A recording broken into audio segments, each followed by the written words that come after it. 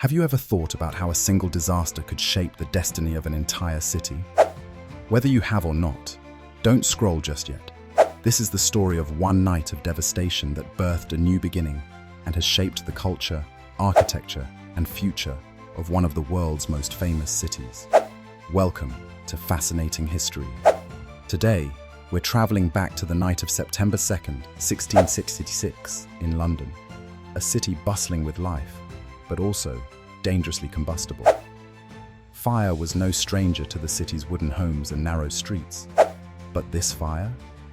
This fire knows no equals, both in its devastation and its astonishing legacy. This is the story of the Great Fire of London, in a way you've never heard it before. Picture it. A small bakery on Pudding Lane, owned by a baker named Thomas Fariner. Late at night, as most of London slept, a spark inadvertently lit Fariner's bakery ablaze. Harmless enough? Not in the least. You see, that one spark met with an intricate network of wooden homes, thatched roofs, and a wind that carried destruction like poetry. Life would never be the same. What followed was chaos of a scale Londoners could never have imagined. By morning, the fire was racing uncontrollably, painting the skies with ominous shades of red and black. And how did people respond? In panic. Homes were hurriedly abandoned. Goods were thrown into the River Thames in a desperate bid for survival. But here's where the story takes a surprising twist. Rather than only destroy lives, the Great Fire broke barriers. Stay with me. In the mid-1600s, London wasn't just flammable. It was also divided.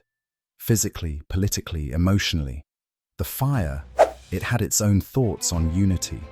Suddenly, Londoners, rich or poor, royal or pauper, gathered in public squares, on riverbanks, and city hillsides, sharing the same shock and loss in equal measure.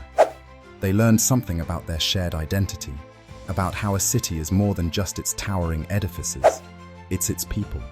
But wait, the uplifting thought comes with irony. You'd assume that there were valiant steps taken to quench the fire, right? Well, not exactly. London had no unified firefighting force back then. Yes, none. And their measures mainly involved pulling down homes to act as fire breaks. A challenging task, as we're talking about panic-driven demolitions, hardly an effective strategy. Enter King Charles II. Quite the negotiator, Charles found himself at the center of a ruined kingdom. While most of his actions were reactive, this time, his castle-forged strategies brought systemic clarity. Among others, he helped institute building codes advocating fire-resistant brick and stone buildings rather than wood.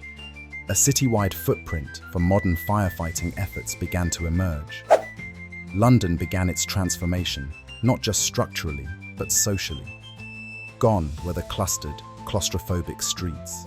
Ingenious urban planning, spearheaded by figureheads such as architect Sir Christopher Wren, introduced timeless design innovations you still see today, from the imposing St. Paul's Cathedral to open spaces for city air. Long-term legacies? Actually, yes, because the Great Fire didn't just change London, it sparked ideas for fire mitigation techniques worldwide. Think about it this way. Disaster doesn't always give rise to lessons, but when it undeniably does, those ideas go places. Tell the inhabitants of 17th century London, panicking by morning light, just how far their story has traveled since. The Great Fire of London, the tragedy that reshaped an empire's capital into a phoenix, rising stronger and more unified, remains today not just a lesson in loss, but a testimony to the resilience and ingenuity of city dwellers across time. What other stories might your city streets be hiding? Thanks for joining me on this journey through time. What was your favorite twist in history? Let us know in the comments. And don't forget to hit that like button and subscribe for more jaw-dropping tales from Fascinating History. Until next time.